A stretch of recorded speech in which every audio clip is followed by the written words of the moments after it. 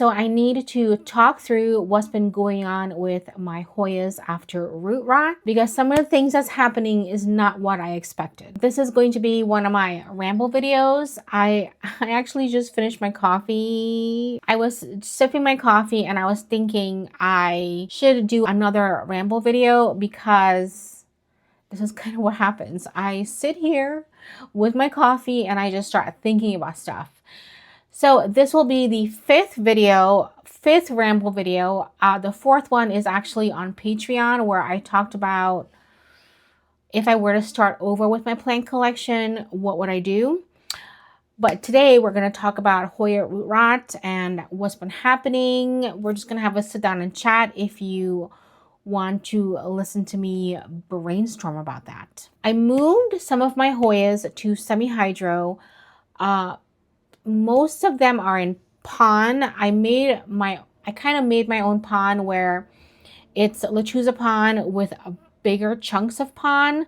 So I added lechuza pond and then I added my own lava rocks where it's just a little bigger to give it a little bit more aeration. Some of my Hoyas are not doing well in it so far. I don't know. I don't know what to expect. I don't know if it's just a period where things... Why is that light not on? Oh, it comes on at 9 o'clock. It's not 9 o'clock yet. I'm like, my grow lights are not fully on yet. I don't know if semi-hydro is a transition period where plants just don't do well and then they start doing well. I don't know. So semi-hydro is just not what I've expected so far. I have plants in leca no drainage for rooting purposes, and I was going to transfer them to a drainage setup or a wicking system setup. And I've been flushing the plants and everything, and some of the begonias have rotted. Just like one type of plant in two setups. I do need to check on some of my others, but I'll be doing a begonia video, like where my begonias are now, and talking about that soon. I think I need to do some research in semi-hydro, where I don't know if the temperature fluctuations causes issues with growing in semi-hydro.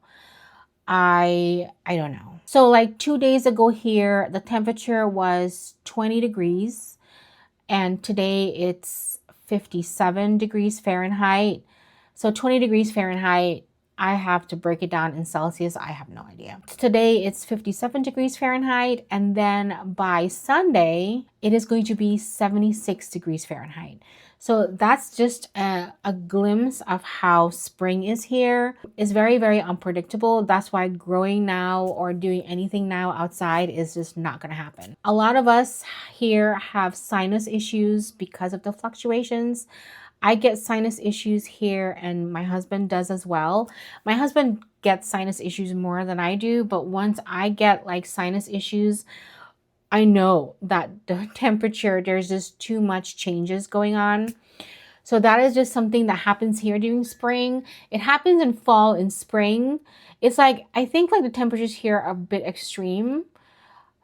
It's like it's either too cold or too hot, or if it's not that, it fluctuates too much. Because like summer is hot, winter is cold. One of you put a comment on there that you were from Missouri.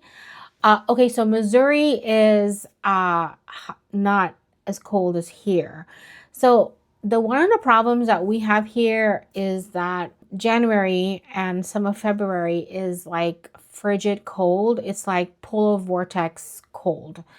So that's where a lot of my problems start happening. Our heat is on at set at 62 during winter. It doesn't change. It doesn't get hot. It doesn't get warmer. I don't drop it. I don't make it higher. It's kind of set at 62. We like that temperature because I don't want it too warm where I feel like I'm suffocating, because that's what I feel sometimes the heat does to when it turns on. I feel like it just doesn't feel good. So, and then we have dogs. There's a doggy right there sleeping. I think one of you said that you wanted to me to introduce my dogs. I don't know if you're watching this video. Let's introduce my dogs. I haven't talked about my dogs in a while because I know not everybody's here for like me talking about my dogs. I have two American Akitas. We have Sachi and we have Lobo. Lobo is the one that struggles with epilepsy. We actually had a seizure 2 days ago and I'm fully recovered from that episode. You know, humans have to recover as well from it because we just don't sleep when it happens. And me and not sleeping is not a good mix. I'm not good. I feel like I have a hangover when I don't sleep. So, okay, so those are my dogs. And because we have dogs, we keep the house temperature set at 62. Now, during summer, the temperature is set at 65. The AC is set at 65. So this room stays cold. It is 66 right now in here, 60% humidity. So that's kind of how it is at this time during spring. The temperature this morning in here was 60 degrees Fahrenheit in this room. So my room kind of stays cooler. It does warm up during the like around 3-4 o'clock because this is a west window, when the sun starts coming in, it does warm up, but then it drops. So it's like, I feel like this room, it fluctuates quite a bit. It doesn't stay constant at all. This is not how I kind of wanted to do plant care this year.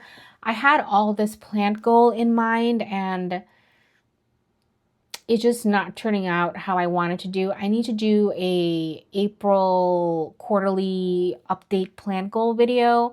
That will be another ramble video because I don't think officially these videos will do well on YouTube, but I can sit down and do a little ramble video, which doesn't really kind of affect the algorithm as much because of the way I title things. So, anyway, what was I saying? This is not what I wanted to happen this year. I just didn't want to have to rehab so much plants, but I'm learning a lot through it, and I don't want this room to turn into a rehab room. I had all these plant goals this year to get my plants growing bigger, and just not knowing that I was going to deal with some rot. I actually have some other Hoyas that I still need to check on because I suspect there's rot as well. And you know what? From all the things that I've been dealing with and observing and figuring things out, I do know how the rot started. The rot started with me missing the watering because like yesterday I was supposed to water my plants and I didn't because I got busy with editing. And that's one of the things that happens when you have a YouTube channel. I was so sucked into editing and trying to see if I can get this video done that I said I would water today. And today I will water because I don't have anything, no editing or anything like that in my day today. So if there's no editing, there's a likely 100% chance I will water. The missed watering caused root rot, dry rot. And then one of the things that happens when I do water, sometimes I forget to uncover the saucer with water. So I'll water in place, and then sometimes back last year, most of the time, I would leave the plant soaking in water thinking it would soak up. And I think it's fine, but no, it's not fine. I actually have to, in a couple hours, empty the saucer out. And that is something that is also something I have to do. So I don't know how you guys do watering with no problem, because you know, watering is supposed to be therapeutic and it's just not anymore. Watering is not. What is therapeutic for me with plants is just walking around, looking at my plants, seeing how they're doing, that is therapeutic in itself, but watering has not been something therapeutic. But I did buy like a cart where I can walk around with my watering supplies and water either in place. I'm trying to make a habit of flushing my plants and not having it sit in water. That is how I ended up with rot last year. And of course, not knowing it now, I'm a little bit more alert with my Hoyas and kind of watching them like a hawk, making sure they don't have rot. That is something that I'm doing now. I do have some Hoyas that I am desperately trying to save. The Hoya Optimistic and the Hoya Filsonii, those I'm desperately trying to change. I looked for the Hoya Optimistic. I can't find it. And this plant was gifted to me, and that's kind of why I wanted to save it. So I actually just moved it in my little terrarium jar that I've been kind of using to kind of root things quickly in Fluval. And I had another cutting that I had sitting out, and I just don't see roots yet.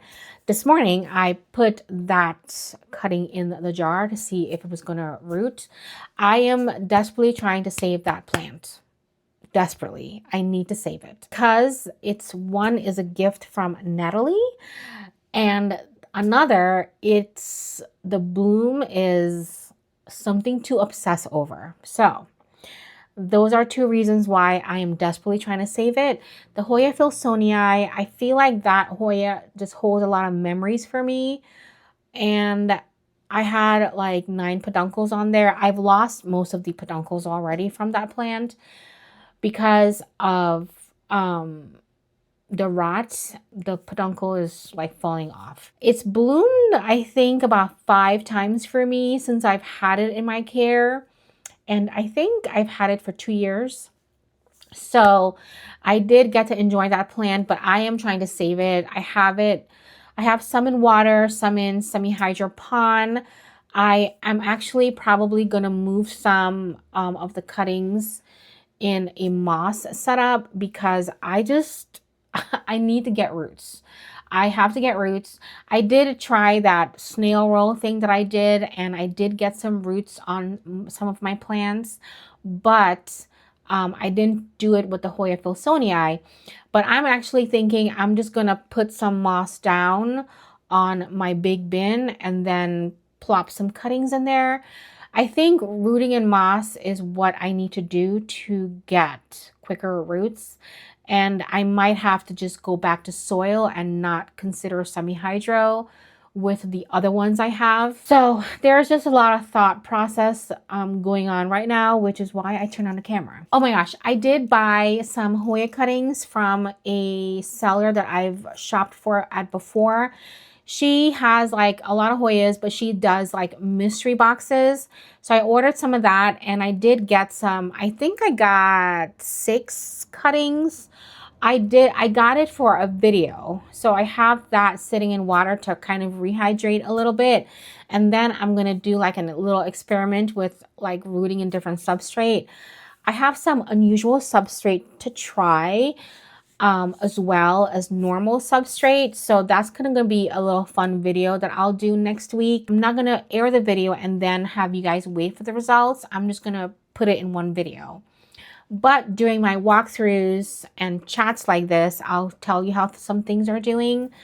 So that's happening next week. I'm kind of excited to see how that goes. In that cutting box, I did get a Wilbur Graves cutting, and I chopped that up into smaller pieces. So I'm excited to even root that plant in different substrate. While I was doing a little Hoya shopping last week, I did come across Hoya serpents. I did get that plant actually from her last year, but because I ordered plants in winter, they died off within like 2 days. I've learned my lesson where I just don't buy plants in winter. She did give me a cutting last year and that died, and I wanted to buy another Hoya serpents. Okay, so I am no longer gonna buy unrooted cuttings unless it's like an experiment I'm looking to try. I looked for that plant. I found a, why is it so expensive? I found a 4-inch Hoya serpent's pot, and oh my gosh, it's $62. I'm gonna like be out $100 by the time I purchase that plant. Why is the Hoya serpents so expensive? I want that plant because of the blooms. So I don't know. I need your thoughts on that. And of course, you know, I shop on Etsy. I don't shop on Palm Street. I'm not gonna get an account on Palm Street because I I cannot, I have boundaries with my phone. I don't I try not to stay on my phone too long. I try not to like scroll. So that's something that, you know, I I think you can do Palm Street on your laptop, but even like live sales, I just don't have time to sit there and watch like a live sale. I've never done that before. I've never done it on Facebook. I see people do it on Instagram. I just don't do that. I don't like it. I want to see a plant on like how it is shown on Etsy, where I can look at different pictures, look at the description, look at the reviews. I don't know, maybe I'm a little old school with how I shop for things, but that is how I do it. And of course, I can't, there's no, like here in the Midwest, in Indiana, northern Indiana, in a small town, there's no nursery that have any kind of exotic plants. And if there is, it's like 3 times as much as what it is on Etsy. With the Hoya serpents being $62, no thanks. Not gonna buy it. I feel like now I'm a little bit picky with my purchases with plants because probably I'm not working and I'm a little bit more picky. So like I think it's kind of good to be picky right now. Where if I buy a plant, it's something that I really want. I actually want to get a Hoya crassipedialata again, because the one I have that had root rot is just taking a long time to root. I am trying to be patient and seeing if it would continue to try to root. I have multiple cuttings in water. I have one in pond. I am going to move some of like that plant to that cutting to moss to see if I can get roots, but I'm just trying to get that plant back. The Hoya Filsonii, the Crassipedialata, and the Optimistic are 3 Hoyas that I really want to get back. And of course, Crimson Queen is something that I want again. The Hoya Mathilde did get roots and I have it potted up and it looks good so far. So, but I have multiple cuttings of that plant kind of everywhere now because of, I swear, I need to collect insurance on my plants. That is kind of my thought process of what's going on right now with my Hoya drama. I don't know what's going to come of it, but I just want to save some. I'm okay with like the Hoya Black Margin, that one died. I'm okay with like letting some go, but there are some that I just don't want to let go. And I just can't afford to replace all of them. I can replace some eventually. But again, I'm picky with my plant prices. I swear, like now that spring is here, I swear the plant prices have gone up. So, and I know, oh, you know what? There's something else. Michelle, if you're watching this video, I did a promise that I was going to send you something, and I still am. It's just I have to make it. So I've been just doing so much rehabs. I've just not had time to sew. If you follow me on my sewing channel, you know I've not been sewing because I've not put out a video in over a month. And that's going to have to change because I want to get back to my sewing because I have some things that I need to make. And one of the things that I'm going to be making is something for the people who have interviewed with me. And Michelle, you're the only one that's left that I haven't given something to. So I don't know if you're watching this video, Michelle, but I'll let you know when not to watch this video because I don't want you to see what I'm making. Anyways, that is it. I still have to do the microscope video that I'll be doing with my Hoyas, and I'm going to be doing that soon. I don't think it's going to happen this week because we had that seizure with Lobo, and because of that, I've had some setbacks with some of my videos. I was filming a vlog plant tour video, and I missed 2 days already because I was filming a house plant tour video, and then the day after the seizure, James and I just kind of took the day off. I couldn't function. I mean, if you sleep for 3 hours, I don't know. Some people can do that, but I can't. I cannot function. I feel like I have a hangover every time I lose sleep. And back in the day, hangovers were not fun. I hate the feeling of having a hangover, and I don't drink. So, I opt out of hangovers a long time ago, but I still get them when I don't sleep. So, hi guys, I have been doing some research on this semi-hydroponic and temperature of the water. And to my surprise, yes. Okay, so no wonder I have issues growing in semi-hydro because okay, where's my thermometer? Oh, it's probably in a plant. I have it stuck on a plant. So I was testing my water temperature with my meat thermometer, and my water is sitting at 64 degrees Fahrenheit. Okay, for Celsius is 17.9. Fahrenheit, we deal in Fahrenheit, so 64.2.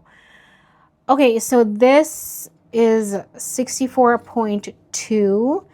I've went around my plants looking at temperature, and this plant here is not really happy, and it is sitting at 64 degrees water temperature. I am curious to find out what the temperature is for soil. So we're gonna test this one because I watered yesterday. Let's test this one. So while that just kind of like works to get the average the temperature of that soil, it is making sense to me that in fall, because like I just repotted some plants and transferred some to semi-hydro, and I started the project. It was like a 4-hour project. I put everything together, and then I'm cleaning up, and I'm picking up the plant, and I'm just feeling the pot is so cold. The pot is really cold, and I'm like, I wonder if like temperature, like I said earlier in this video, if temperature has something to do with me having issues with growing in semi-hydro, and I think it is. So I was doing some research, found some Reddit post, and I found some YouTube video. So optimal root temperature needs to sit at 65 degree Fahrenheit to 80 degree Fahrenheit. Like while tropical plants can handle 60 degree Fahrenheit, it can cause stress and poor growth, issues with nutrient uptake and root rot, which is what I was struggling with. So I mean, I'm digging a little deeper into this. It's like slow growth. Roots can become sluggish in cool temperatures. And that's what I've always said, like heat equals roots. So it is actually, it's like 3 o'clock here. I'm going to check the hydroponic temperature of the pond and leca and the soil. I'm going to collect some data on that in the morning. So I think my assumption is correct about my plant room, or just this house in general. until it kind of warms up here. I think this is kind of what I might be struggling with. I mean, I feel like I do need to get my heat mat out, but this kind of makes sense to me with some of the issues I've had with growing in semi-hydro for the longest. No wonder. I, I wonder what the temperature of the roots are in January.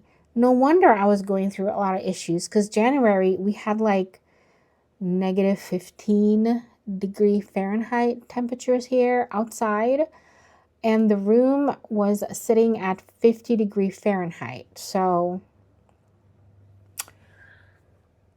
yeah, it kind of everything makes sense now that I kind of seen what other people have gone through with it. But I think like the plants with thick roots can handle a more drop in temperature than something with thinner roots.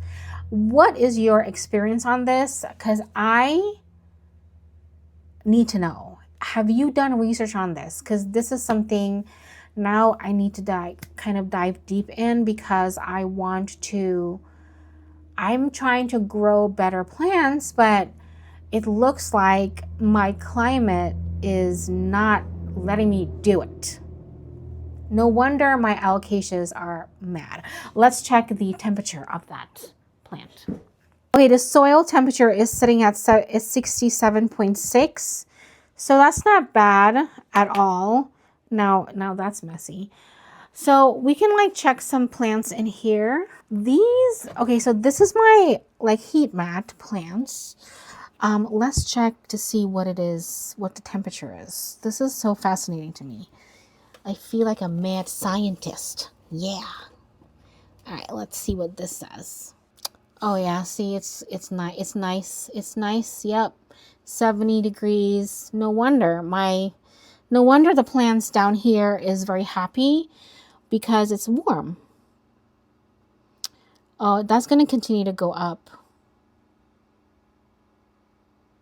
Actually, that is now sitting at 73.6, so that's good. Let's check another plant. Okay, so this one's semi-hydro. Let me clean this. This plant has not been happy, and let's see what it says. This one's not under a heat mat, but I'm gonna think that it's warmer in the cabinet, because like it's 75, so I think this is gonna be fine. Yeah, this is totally fine. 70 degrees, 71. So this one's sitting at 71.8. It's sitting at 72 now. So the plants in here is fine. So is the plants out here, of course, is having the problems. Which other plant should I check? I don't really have anything else. So I just have plain water here. So let's check this plain water. While we're waiting for that to go up, take a look at my Hoya bloom. Very pretty. Smells like nothing though. Okay, so I think this has stopped. It's 65.5. Okay, I'm checking one more, and it's the Matilde that is in pond. I want to check one more.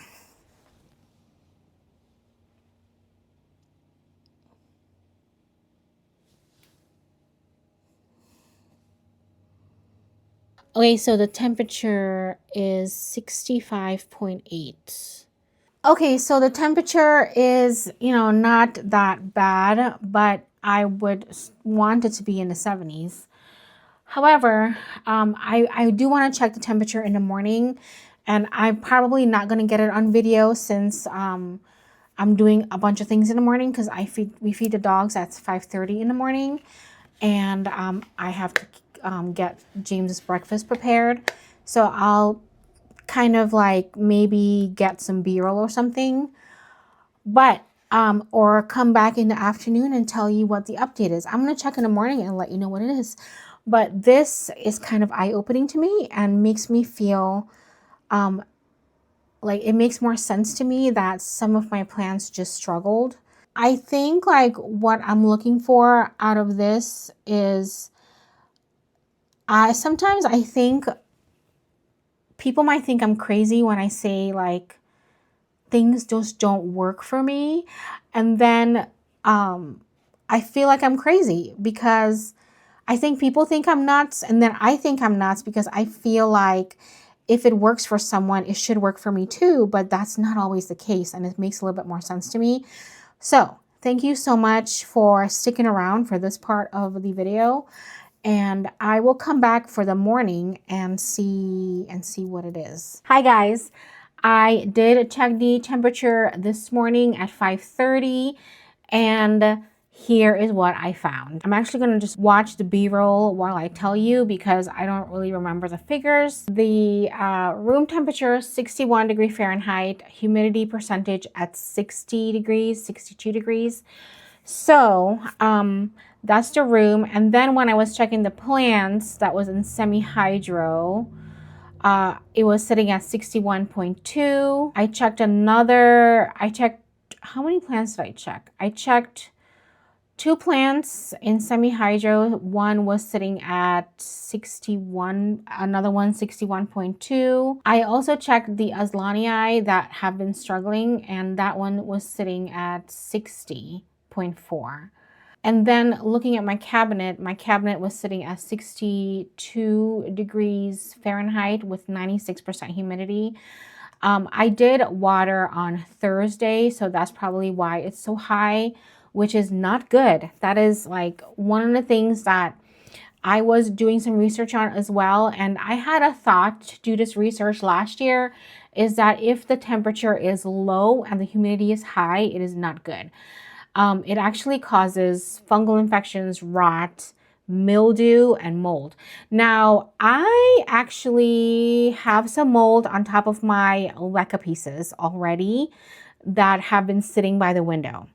I've seen some mold on there. And then last year in fall, one of my begonias that I had in my little tiny terrarium setup developed powdery mildew, and I bet you it was because it was closed, high humidity, very low temperatures. So that is probably what happened. Yay for research, right? But yeah, this is what's happening. I'm interested to dig deeper in this little topic here. If you guys have any information, I would love to know it. If you have any questions that I can research as well, tell me. I feel like this has given me a little bit more understanding of why I've always struggled with semi-hydro, why my plants just don't do well, but do better in soil, because soil actually will carry a little bit more heat than rocks or clay or water. So yeah, I'm excited to dig deeper in this. Again, questions, let me know.